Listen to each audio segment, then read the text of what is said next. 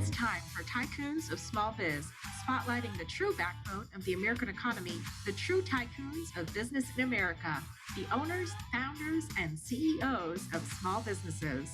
The show's hosts, Austin Peterson and Landon Mance, are registered representatives of Lincoln Financial Advisors Corporation, a broker-dealer, member SIPC, and registered investment advisor. The views expressed by your hosts, Austin and Landon, are not necessarily the views of Lincoln Financial Advisors. Backbone Planning Partners is a marketing name for registered representatives of Lincoln Financial Advisors. Now let's lean in as Austin and Landon connect with this week's Tycoons. Good afternoon, Tycoons, and welcome to Tycoons of Small Biz. I am here again with you 2 weeks in a row. I know, it's been a while. Landon Mance. Austin, your typical host, is still traveling the world with his family.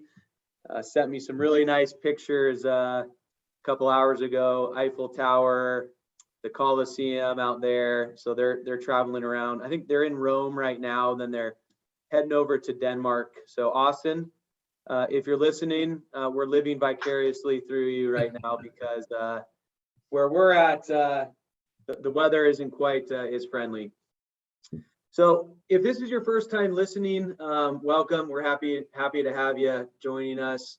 You know, Tycoons of Small Biz, we've been at it for a little bit over 2 years. We're about 110 episodes in, and we created Tycoons of Small Biz and launched actually on Cinco de Mayo of 2020 because we wanted to create a platform and experience for small business owners primarily, but also nonprofits occasionally as well, to come on and talk about themselves and their stories, their background, and their businesses or their endeavors that they're involved in right now, so that we can prop them up. We can help get the word out because we truly believe that the small business owners are the backbone of the American economy. Hence, the name of our business, which is Backbone Planning Partners. So really excited to be here today. I get to sit alongside a good buddy of mine and a great co-host, Gary Braun. So Gary, welcome to the show. Thanks for being here, man. Glad to be here again. Absolutely. So again, typically Austin's the one hosting. So when Gary joins as a co-host occasionally, and Gary's a great partner of the show, and our other partner co-host occasionally as well, Ryan Weissmuller from FinTrepid. Usually it's Austin, and so now I get to join. So always good to spend time with a good buddy, Gary. And we're really excited to have a tycoon on the show today who has a really interesting and a unique background, which we're excited to unpack all of that. But today we've got Joe Serrano, and Joe is the CEO and the executive director of TentMakers Incorporated. And TentMakers is a nonprofit community housing development corporation that specializes in workforce housing development and job training opportunities for low to moderate income households. So Joe, welcome to Tycoons of Small Biz. Thanks for being here, my friend.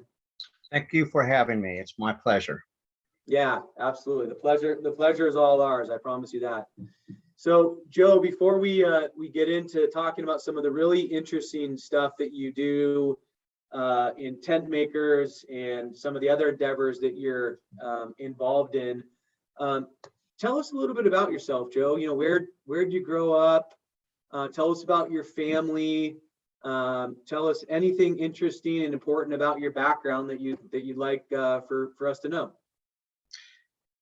Well, there's a lot. I won't try to take up the whole show explaining everything, but I've had a pretty interesting life. I grew up in a family of 7, I think. I haven't lost count. I have 4 sisters, and I'm the only son. When I graduated from high school, I joined the United States Marine Corps, and I spent 3 years serving as a United States Marine. When I got out of the service, I took advantage of the educational programs that the VA offers and went to college and studied architecture. Before I could graduate, though, I'm the type of guy that I'm a person who takes advantage of opportunity. I've been told that that's, people like me are called opportunists. I don't know if that's a good thing or a bad thing, but when I see opportunity, I jump through the window because I know sometimes windows of opportunity don't stay open for long. So I took my first job right out of college, working for the Contra Costa Housing Authority as a construction superintendent. And that's where my architectural and construction background began. While I was working for the Contra Costa Housing Authority, I met a father-son contracting couple, father and son, and they had asked me if I wanted to help them frame houses, and I of course said yes. And I framed houses for about 3 years, and that's how I learned how houses were built. It was always I was always kind of mystified about how houses are built, what makes them stand up. So my experience framing for 3 years helped me to understand structure. So later, as I started to grow in my knowledge of housing, I was offered an actual full-time job with the Contra Costa Housing Authority.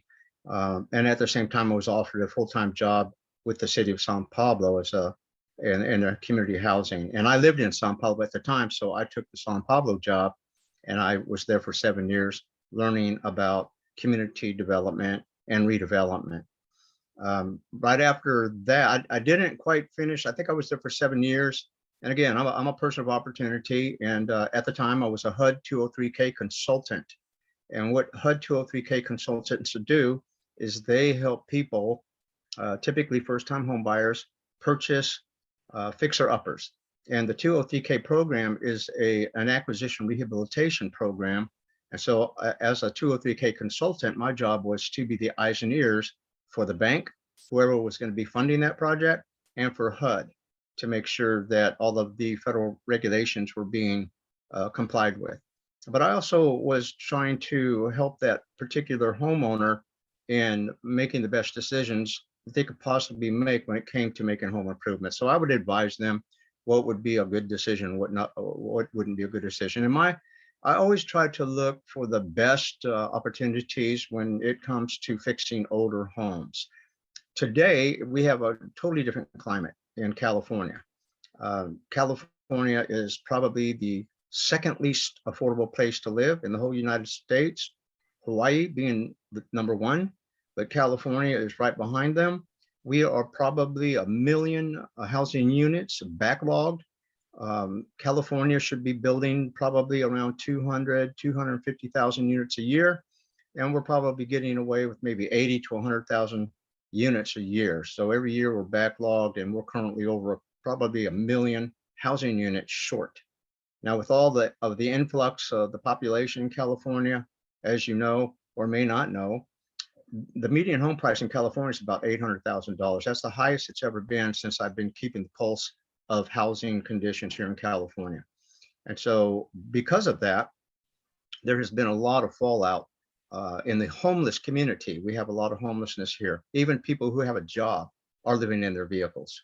And so what I have in a group of people, other volunteers, other nonprofits, and small businesses have decided to do is get together and collaborate on how can we work together using our particular intellectual bandwidth, come together and extend our bandwidth and work as like a super highway, broad bandwidth of intellectual specialized knowledge.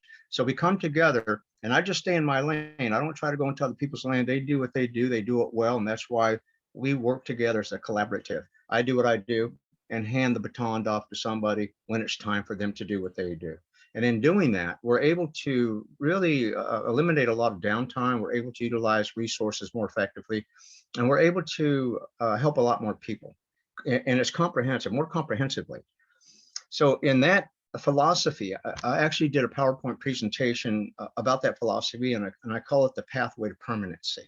And it's based on collaboration, and it's based on a broad intellectual bandwidth and having a strategic execution plan so that we know who is next in line to hand the baton off to whenever we're working on a project. And I'll give you an example of that. Right now, we're working with UC Berkeley architectural and engineering students, and we have come together to build a tiny house on wheels, 240 square feet. And we are doing this so that we can demonstrate the city of Richmond, where I live today, the city of Richmond's tiny house in my backyard ordinance, which allows people to put tiny homes, which are basically classified, well, they're legally, I guess, regulatory classified as RVs. So they're registered with DMV. They're not considered, buildings. They're not considered under the UBC or the Uniform Building Code. They're considered vehicles. And technically and legally in Richmond, you cannot park a vehicle in your backyard for any length of time. You have to move it. But through this ordinance, what the city has done is they've classified a tiny house on wheels as an ADU, which I think is very novel.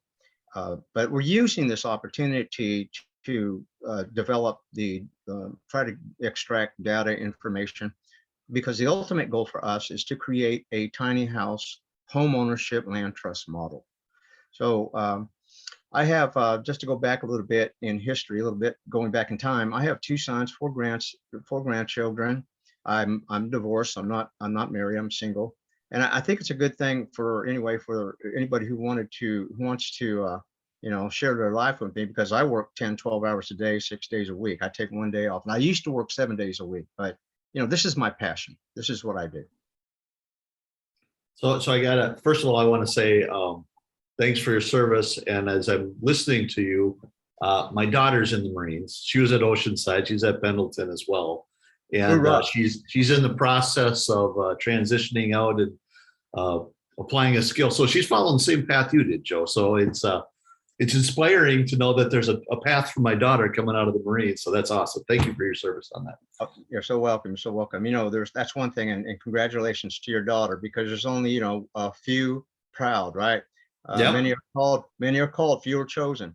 It's a tough road to follow, but I can tell you this, I don't know how your daughter is, but for me, I was 17 when I went into the Marine Corps, but it was probably the best thing I could have done, because it really teaches you what you're made out of.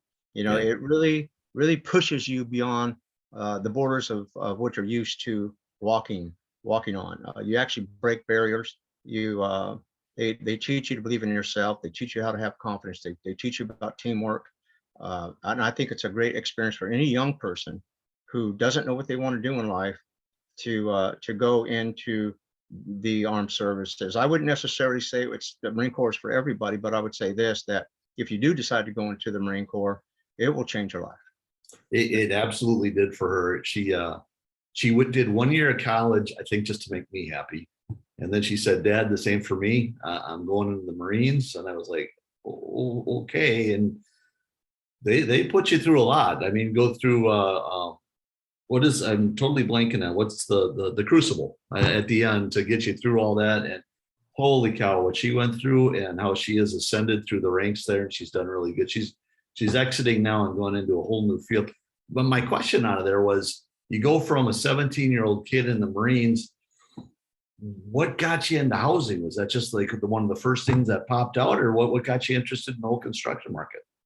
Well, I didn't want to be a Marine forever. I'll tell you something. But I'll tell you this: once a Marine, always a Marine. Because I'm just so disciplined now. It almost scares me, because I expect so much from myself. I don't settle for mediocrity. I got to go beyond that. I always try to better myself every single day that goes by. I don't want to settle for what I was yesterday. I want to supersede that. I want to go beyond that. But what really got me into housing and stuff was, I'm an artist, and I thought about it while I was in the Marine Corps. That I knew I didn't want to be a starving artist. So what I did was I went to school and I studied architecture to use my skill sets to design houses. That's awesome. And I spent some time on your website looking at some of the projects and looking at some of the videos and stuff, which are awesome. Tell us, Eddie, you mentioned it just a moment ago. So tell us a little bit about like one of the big thing I saw a lot on there about the tiny houses, and I don't think not everybody knows what they are or whatnot. So kind of give us an explanation of what is a tiny house? Well, a tiny house is exactly what it says. It's a tiny house. The house we're building right now is 240 square feet, but it is, it's a lot bigger than you might think. You know, most homes here, I would say the average house is probably 1,200 square feet. Yeah. So 240 square feet is just a little bit larger than a single car garage, right? I was really surprised when our trailer was delivered, 10 by 24. I was thinking in my head, well, that doesn't sound big, but when I saw it, it was huge. And I thought, wow, this isn't going to be so tiny after all. But a tiny house is self-contained. Ours is, because it is being designed by UC Berkeley architectural and graduate students, architectural and engineering grad students. It's going to be state-of-the-art net zero, meaning that we're going to try to make it so that it doesn't depend on the grid for energy or things like that. So it's going to be solar. It'll recycle water and brown water. It will be totally green. In fact, right now we're installing hydronic baseboards, a warm board heating system. So the heat system is in the floor with hydronics. So it's going to be very high tech. But tiny houses also are very diversified. They can be on a foundation, they can be on wheels.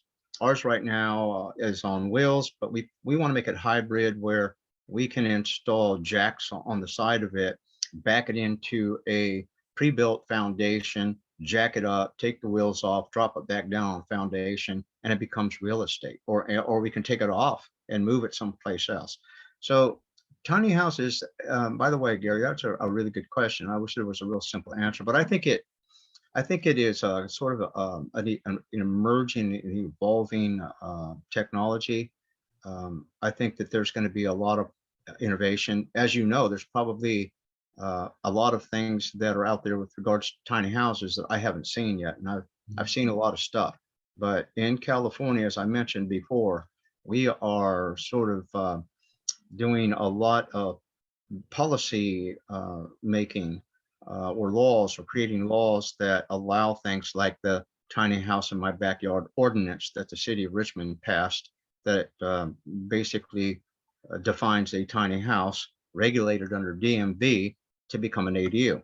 The state recently passed a law called SB 9, which is a very innovative law, in that it allows people who have single family zoned lots, to subdivide them and build duplexes. And with the ADU law, you can have up to you can add 2 more units to a duplex, creating a 4plex. So you can actually go from a single family home on a single lot to 2 lots with 4 units on each lot. And you're targeting the low to moderate income type of families. You're trying to address the homeless issues that are going on. That's really who the target market is. That is our target market is from 30% of median income all the way up to moderate income. As a community housing development corporation, in our bylaws, we're allowed to do we could even do a small percentage of market rate, but the majority of our work has to benefit LMI, which is low moderate income. And so we, in California, at least in my experience, it's been very difficult to provide a permanent housing solution for extremely low income households who are earning 30% of the median income. And so that's really the challenge. And not only that, but we want to make homeownership opportunities available to that level of income, which is a very challenging thing to do. Yeah, Joe, one of the things that was really helpful for me in our initial conversation, because what you're doing in describing, to us, I think a lot of people are, just really unfamiliar with kind of what you're doing and why you're doing it, and the different laws and the acronyms and stuff like that. So anyway, what was really helpful for me when we had our initial conversation was to get some better context as to why would people want to do this? Why would somebody that already is an existing homeowner, why would they want to explore SB9 and potentially take advantage of that law? Also, you alluded to the ADU acronym a couple times, and I'm guessing most people don't know what that is, what it stands for, what it's all about. So could you kind of speak to that for a couple of minutes? Because I think that just really helps to provide some good context as to why would people want to learn more about and explore kind of what you're describing. Well, to begin with, ADU stands for Accessory Dwelling Unit. And the reason I think that people would like to take advantage of it, there's two types of people that would do this. One would be an investor for the obvious reasons of making money, but and for a homeowner as well. It's it's a way to make money, but it's also a way to increase density in single family zoned lots, right? I mean, because there's a lot of just open space when you have say a 7,000 square foot lot and you're only allowed to have one house on it, right? That's just a waste of land. When you can make more units, you increase the availability of housing that can be affordable to people who are in the target income ranges, 80 to probably maybe 50 to 120% of moderate income. So I think that the reason people do it is because they want to maybe help a family member. Maybe they want their parents to come and live with them. There's a lot of reasons why people do it. Yeah, got it. Yeah, that's helpful. And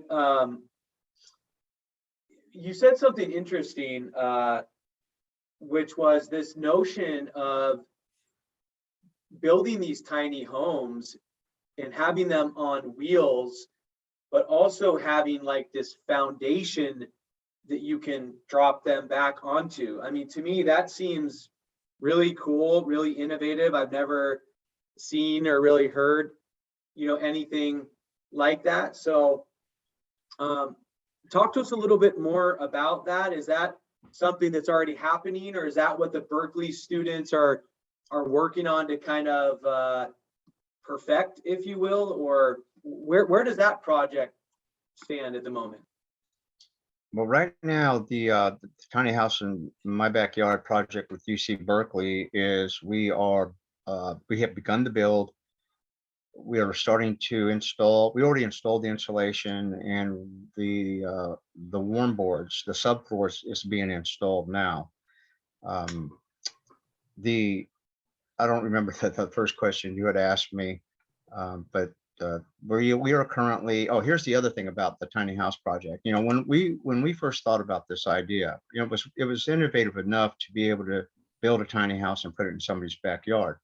But we think about this intellectual bandwidth, and when you have more minds thinking about the same problem, you're going to come up with a lot of different solutions. And in fact, sometimes we think outside the box, which creates opportunity. And one of the opportunities that we have created is creating a scholarship program with a City of Richmond organization called Richmond Build. And Richmond Build is a building academy, a 12-week building academy where community members can enroll and they learn the building trades in 12 weeks. So what we have done is we've created a scholarship program for the Richmond Build graduates, so that once they graduate, we will pay them to come and help us build the tiny houses. We want to do this on an ongoing basis, perhaps even create a manufacturing company where we can start kicking out these tiny houses on a programmatic basis. So, we're getting the county involved, the bank, local community banks involved. And as I mentioned before, through the Pathway to Permanency, we have a collaborative group of local nonprofits and small businesses who come together, and we start thinking about this continuum. So it's not just about tiny houses, but it's about this pathway that starts from homelessness to home ownership. So I also am a minister. I'm a minister for the Richmond Build, not Richmond Build, but the Bay Area Rescue Mission. So I work with the rescue mission, working with people who are coming off the street, and they're going through this program to get their lives together, right? They want to make their lives better. So I'm there to help them with that. But part of this is to create this pathway from homelessness through the Bay Area Rescue Mission to the Richmond Build facility. They graduate, and then we hire them, and they can build tiny houses, and they can actually live in those houses. And then we're working with the county and city of Richmond to get a grant subsidy, because a lot of lower income, especially somebody coming out of homelessness, they don't make a lot of money. So we want to help them get on their feet, go to school, learn a trade, get a job, but they have a permanent place to live, and they don't have to worry about transition, because it's just a terrible way to live when you have to move, after a year. There's no stability, and people need to have stability. That's awesome. And is it still the case that there's a shortage of people in the construction trades? I mean, I don't know, maybe it varies by parts of the country, but there seems to be a shortage in various parts of the country on having people who are in that field. I think that I'm not sure if it's I would say, if you look at it that way, there's a shortage because the demand is so great. Yeah. Right. I mean, it's crazy here in California. You would think that after COVID-19 that everything would be, affected, but real estate sort of, maybe that's a steroid for a housing, COVID-19. It seems like nothing has slowed down at all. In fact, it has just grown. The housing market here in California, and all the opportunities, because of the bills like SB 9 and SB 1069, which is the ADU law. Because of those, it opens the doors for a lot of opportunity. It's a growing market. It was a market that didn't exist legally, at least to my knowledge, prior to 2017. So since 2017, all it has done is grow like weeds. Yeah. Joe, we're gonna just take a quick break for a call to action here, and then we will continue the conversation. So just hang tight for a second here. Hey there, Tycoons. Austin Peterson here, co-host of Tycoons of Small Biz. If you think you have what it takes to be considered a tycoon and you're wondering how you could become a featured guest, please follow and then message us at Tycoons of Small Biz on LinkedIn. We'd love to have a conversation with you to see if it is a mutually good fit, and if so, we'll get you scheduled for an interview. If you're unsure about being a guest on our podcast, but are contemplating selling your business over the next few years and you'd like to know what your business is worth, please also follow us and then message us on LinkedIn for your no obligation, informal valuation of your business. We look forward to hearing from you, and thanks for listening to the Tycoons of Small Biz podcast. And now, back to today's program. So I'm interested, Joe.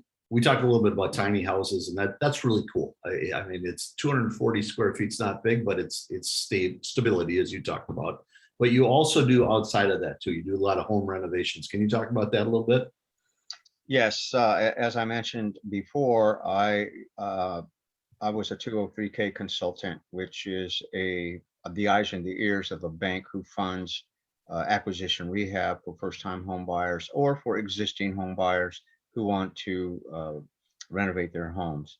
So my job as a HUD or as a HUD 203K consultant, and now as a project manager, because now we're contracting. So we're a design build now, but before I was doing it for other people.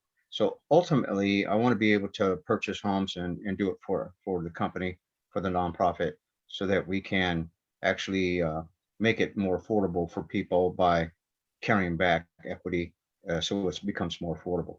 But what I do is I'm a designer, residential designer. I'm an inspector, and I also do the job specifications and create the contracts and things like that. I monitor projects. I inspect for the progress that contractors make on a project and authorize draws on behalf of the bank and the homeowner. And so my job is a fund control person, designer, kind of like an architect. I'm not an architect, but I do pretty much what architects do, and maybe a little bit more, in that my background in redevelopment and community development gives me a little competitive edge because I know the language of the bureaucracy, right? The local jurisdictions. I speak the language. I know the drill. So I represent my clients so that they don't have to go through that painful experience sometimes. You know, I don't want to badmouth any jurisdictions, but it can be a painful experience, especially now with COVID-19, because all the jurisdictions, building departments and planning departments are taking applications online. They don't really have their offices open where you can just walk in and sit down, talk to a planner and get your answers or get the questions answered right away. You have to submit everything through a portal. So and two, the face of the codes and regulations are changing so rapidly, and we have to sort of understand what the state's intent of a particular law is, and then we have to work with the cities because of their interpretation. Not everybody is reading these laws the same. The state has an intent. The cities that are obligated to adhere to these policies or these laws, they have their own interpretation of it. And then, of course, the public either doesn't know anything about it, and people like me, we have our own interpretation of it as well. And so we do a lot of locking of horns and trying to educate everybody. We're educating one another. So it's a very, I guess, a challenging process. So my job is just to get that. My ultimate job is to get the permit. Landon, this is a lot more complex than the typical tycoon that comes on the show. I mean, it's about who do I go sell stuff to? How do I pay for it? How do I make money? We don't have to deal with all these laws and regulations and awareness and policy and all the rest of it. It's incredible.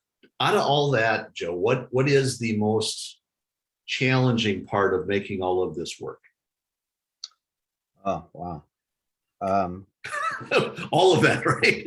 Well, yeah, the most challenging part, I think, is time management, probably.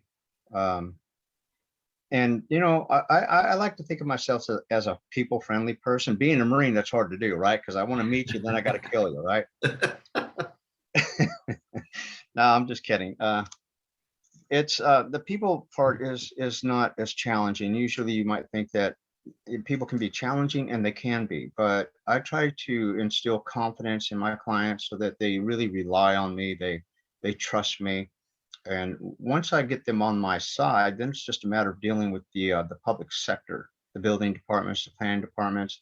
That is probably the most challenging thing because it's so unpredictable. You don't know when they're going to make you do something that they never mentioned to you, and you're ready to get a final on your permit, and then they throw something else at you, and you're wondering, why didn't you bring this up to begin with? Why are you telling us here we're ready to final this permit, and you want us to do a whole nother? You know, I've had that happen several times, and my clients get very upset, and it's understandable. I get upset, I get frustrated, but I still have to keep my calm, be cool, be professional, and try to work out the situation without, you know, beating anybody up. And that's probably the most challenging thing to do. But give me an idea of scope. How many people are you putting into houses each year? Your mission is amazing, and you're getting homeless people off the street or lower moderate income people. You're getting them shelter. You're getting them stability. I love that. How many people are you affecting each year? I would say that since I started I had two companies. The first company I had was called Homes by Design. That was right after I had been employed with the city of San Pablo for 7 years. And, you know, I jumped through that opportunity, and we helped probably around, I'd say about 500 people in about maybe 4 or 5 years. It was hot and heavy. Now we're probably doing right now I'm doing probably 15 to 30 projects constantly, just consistently. That doesn't stop. So I don't know. I really just try to get the job projects finished, but I would say probably 15 to 30 people a year. Joe, how do you currently allocate your time between your nonprofit work and your for-profit work? Well, everything that I do is under the nonprofit umbrella because we are a community housing development corporation, right? That means that we can develop, we can build. So everything that I do under that umbrella. So I don't, although we do have the for-profit, which is basically a design. We don't build in under that umbrella. That company is called Bulletproof Designs, and it's basically just a design firm, and we just design, and that's more market rate stuff, right? So that's if it's market rate, as much as we can deter all the market rate stuff, that'll go under the for-profit, and I have a partner who does that. But I focus on the nonprofit stuff because of my background and because of what I know. I think I can help a lot. I'm more useful to people who are in the lower income brackets because they are have lower income. And what we're trying to do is bridge the poverty wealth gap through these opportunities of, like, for example, the tiny house. We want to train people who are coming out of Richmond Build. So that's a job training opportunity. And then they can, we can help them maybe buy the tiny house on a lower income level. On the higher income levels, my job is to give people to consult with my clients and advise them on the highest and the best use of a particular property, and whether or not a property is, you know, worth buying. A lot of times I run into properties that have illegal structures on them, and the buyers don't know this, right? I mean, the realtors don't know it, and so when they're trying to show a house, first thing I do is the due diligence. So I find out what is the full nature of this property. Is this ADU that's built here in the backyard, is it legal? So I have to find that out because I want to advise my clients that, look, I know they're asking X amount of dollars for this house, but this ADU is not legal, so they can't really sell it as it were legal. It's going to cost you money to make it legal. So I would advise you to offer less and tell them why, because you have to spend money to make this unit legal. And I can help you with that. And how do these people find you? How does business end up with you? What are you doing to, who are you networking with, or how is it getting referred to you, or where does it come from? Yeah, that's a really, really good question. Gosh, funny. I'm the sales guy. That's what I'm thinking about all the time. You know, well, you've heard of word of mouth is the best advertising, right? Sure. So I think that because of my my knowledge, what I know, how I try to present myself to my clients by instilling confidence in them and performing, right? So I can't just talk a good game. I have to walk it too, right? So if I talk a good game and they hire me, I got to perform. And so once I do perform, at the end of the day, when their project is completed, they're happy as clams. And I get a lot of referrals. So they'll say, hey, man, you got to talk to Joe. You got to talk to Joe. Joe, I got a question for you. And I mean, I think theoretically, when we're having this discussion, I mean, at the surface, the mission is great. It's impactful. You know, who wouldn't want to support something like this, right? At the surface level. But when you get involved in something like this, and you've got all of these parties involved, you've got the state, the city, you've got the builders, you've got the designers, you've got someone like yourself that understands the nuances and the bureaucracy and kind of navigates that. Then you've got the individual or the family that's going to be affected. Maybe it's a tiny house or a ADU on somebody's property that they can live in a much affordable rate. But my question is, how do you communicate the value of doing this so that everybody who is involved sees it as a win-win-win? Well, you know, I think that too is another challenge because most people are not concerned about who wins other than themselves, right? So it's not for everybody. Not everybody can dance to this music, right? There's certain people that understand the tune. They understand what we're trying to do. There's a thing called NIMBYism. I don't know if you heard that term, but it stands for not in my backyard. And those are the people that just want to protect their own little nest egg, and they don't care about anything but themselves. Unfortunately, that's just people, right? I'm like that. I think we're all like that. But, you know, like I said, I'm a minister. I just turned my life over to God, and he taught me a lot of stuff I didn't know. One of the things that he taught me was to love my neighbor. So regardless of what anybody thinks, and again, I'm a Marine too, right? We stormed the beach, right? Hey, we stormed the beach. We don't care. And that's the other thing, you know, I mean, it works against me and it works for me. You know, I got to kind of keep it under control, because I'm telling you, once a Marine, always a Marine. And sometimes I come off pretty stern, but you know, sometimes people need to just we just need to be point blank once in a while, right? We just can't beat around the bush. I'm the type of guy that if I got to say something, I'm just gonna tell you, I'm sorry if I hurt your feelings. I didn't mean to. That's not what I'm trying to do. But I don't want to, like, you know, soften it up and put sugar on it or anything like that, because that's not my point. My point is I'm just trying to explain something that the best way I can do it is just be straightforward and say it. So when I'm dealing with people, I'm trying to help people. I have a philosophy that I try to live by, and that is, I don't try to help people who's not willing to help themselves. On my email, I have a little saying, a little motto, and it says, in order to overcome mediocrity, you must experience a brief period of painful transition in order to achieve true excellence. And I live by that. Interesting. I like it. I like it a lot. And you know what I really, really like, earlier you said, I don't want, you know, what'd you say? I don't want to be the person that I was yesterday, or something to that effect. And I love that. I love that. I love the idea of just, you know, of continuous improvement. And definitely, I will echo what you said there, Joe. I mean, sometimes there's not an easy way to say something. You just have to say it.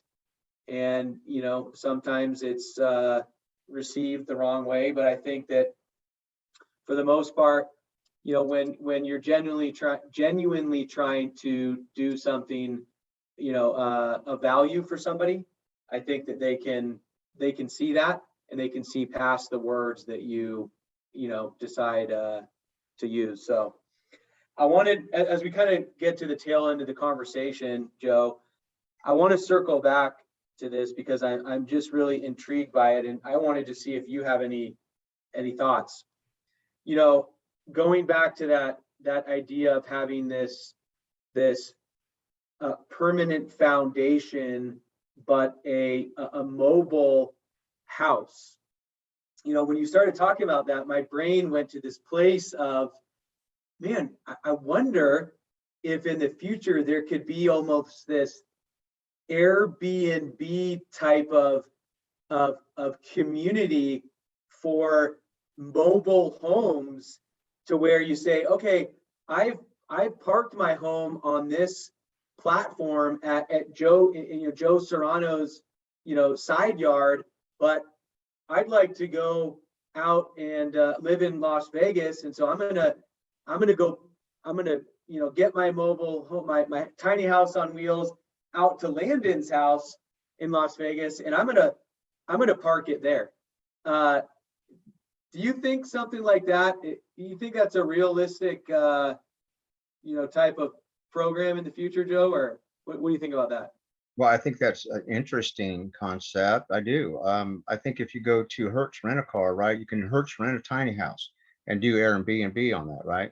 So it can be, you know, they have a big lot of little tiny houses, and you say you want to do an Airbnb on that, where they can have sort of site control in a sense, right?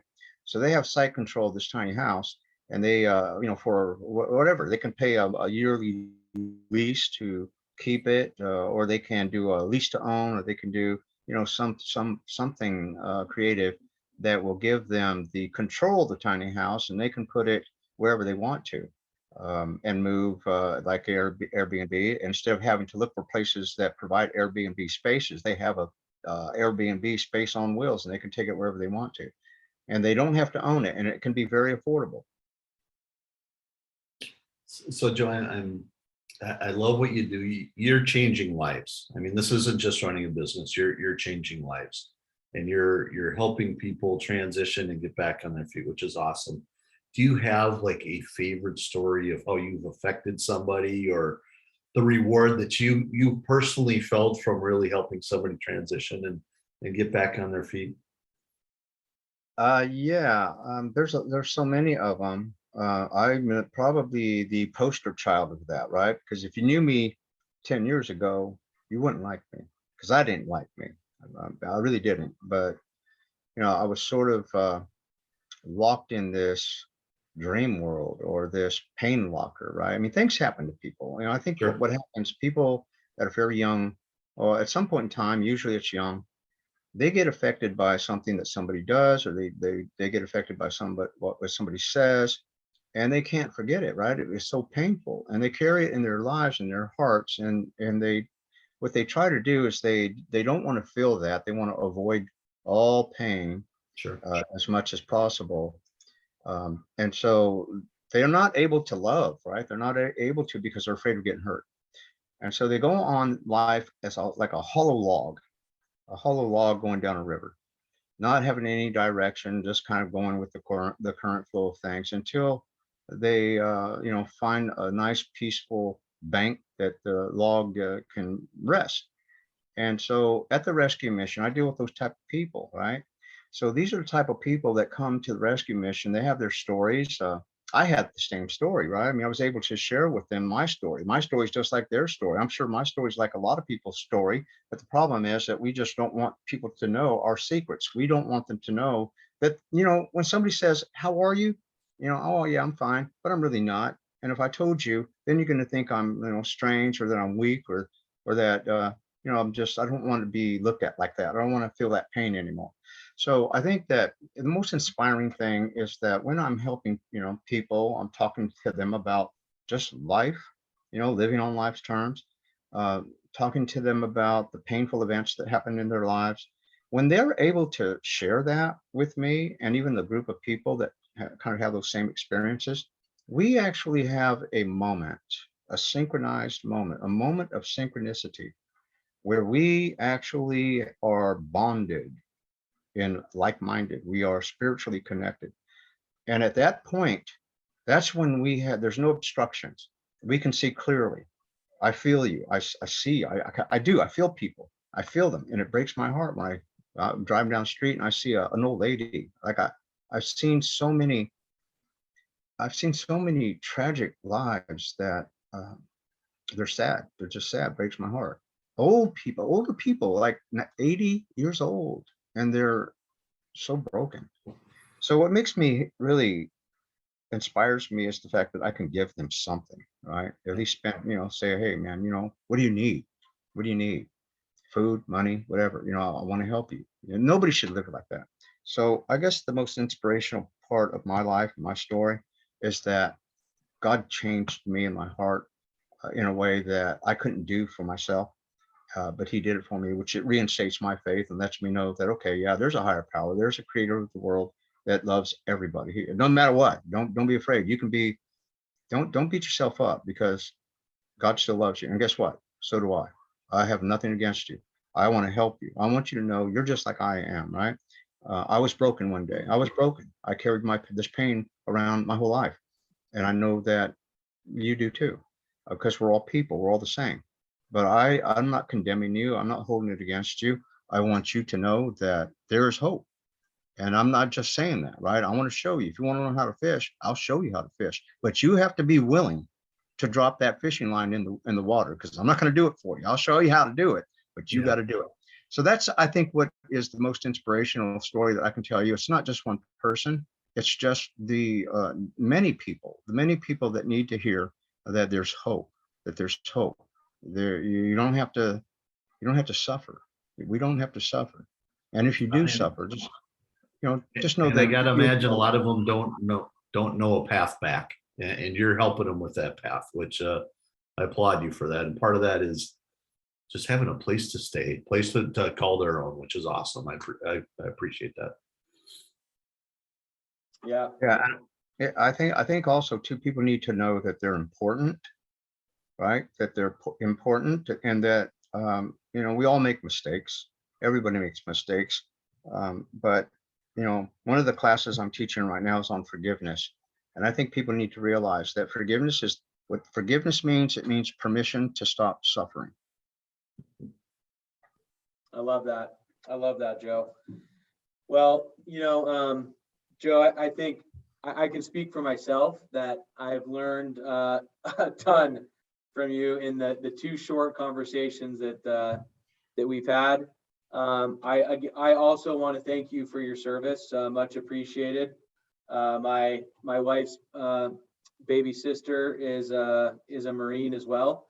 So she was based out of Camp Lejeune in North Carolina, and she did some tours overseas as well. And so we one thing that we do every night, Joe, is when I've got my twins that just turned 2, and so every single night when we put them down to go to sleep, we say just a quick family prayer, and we pray that young folks like you, when you were 17, and Gary's daughter at whatever age she was when she joined, that they will continue to be inspired to join the armed services so that we all can live in the best country in the world. So thank you for your service, Gary. Make sure your daughter knows that we thank her as well for her service. And Joe, just a really insightful conversation. The pathway to permanency. I think that just kind of encapsulates our conversation today. Just getting people on that pathway to experience the joy and the safety and all the other positive emotions that come with having your own place to lay your head at night. So thank you for the work that you have done and are doing, and I imagine continue to do for many years to come. But just as we kind of close it up, and don't let me forget to ask you where people can track you down if they want to connect with you or support your endeavors. Oh yeah, and where was I going with that? Tell us, Joe, what does the future look like for the work that you're doing right now? It looks very promising and challenging at the same time, because there's so many needs for the homeless primarily. But as I said, everybody has a special gift. So there's people out there that feed people. There's people out there that provide transitional housing. And there's people like me that want to provide permanent housing. And so together we're able to provide all of those services to people who are in need. And I think that the future, especially here in California, is going to be very challenging, but the opportunities are there. And I'm looking forward to just developing properties, existing properties that are dilapidated, that are not being used, to renovate those homes and to maximize densities so that we can house more people on one property. So I'm very optimistic about the future. One thing that I didn't mention to you, and I'll just kind of insert this in there, and that is that as a veteran, I am a member of the United States Volunteers. And what the United States Volunteers do is we are a veteran service organization that provides final honors for our fallen brothers and sisters, right? So we give them their honor, right? And the families, we want to honor the families, and we want them to know they have not been forgotten. Just because one of the reasons I do that is because there was a young man or a woman who was 17 years old who gave their life in some foreign country and never had the opportunity to live their life fully, right? And then there's a family with a big hole in their heart that will never be filled. And so, that is the honor. That's the honor that we have as veterans, to serve one another, a lot living or dead. they deserve honor in life, and they deserve honor when they leave this life. So I just want to give a shout out to the United States Volunteers for the honor that I have to serve our fellow veterans. Fantastic. My last comments, it's Joe, you're an inspiration. You're making a difference in the world, which is awesome.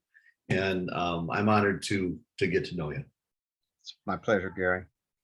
Yeah, thank you very much, Joe. Really, really appreciate your time and all your insights and all the great work that you're doing for your local community and for the world at large, Joe. So anybody that might want to track you down to have a conversation, to support your efforts, to get involved, what's the best place for people to find you, Joe?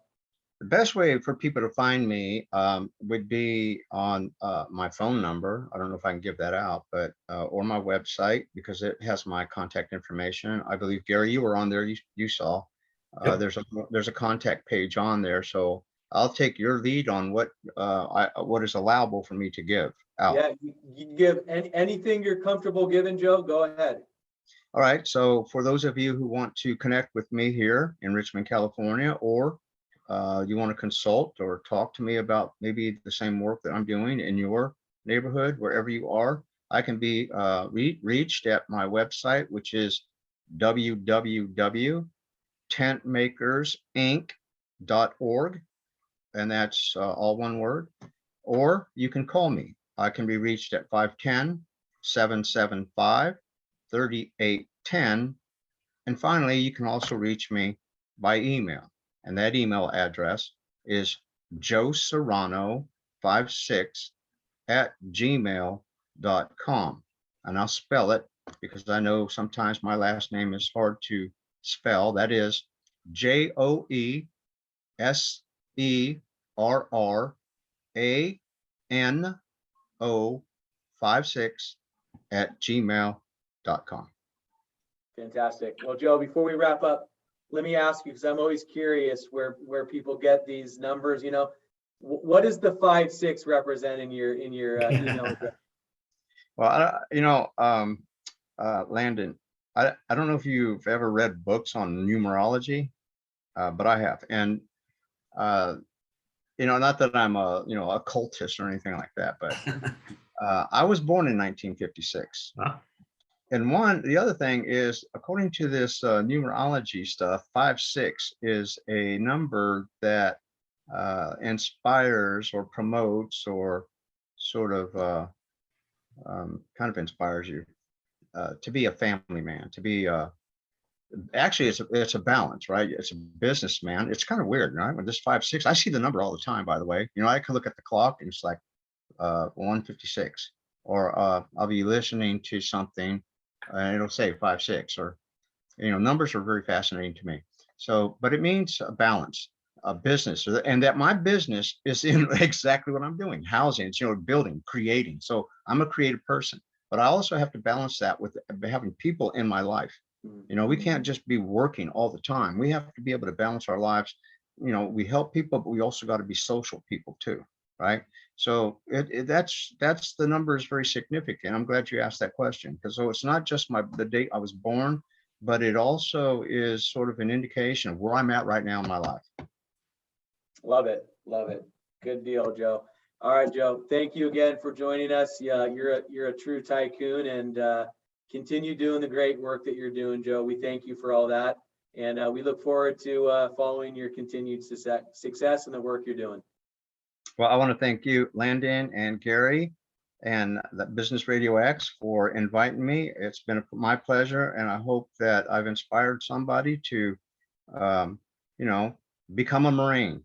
You don't necessarily have to join the Corps, man, but you do have to have that mentality. You definitely have to take control of this if you want to be great in the world. All right. Thank you, Joe. Okay. Thank you.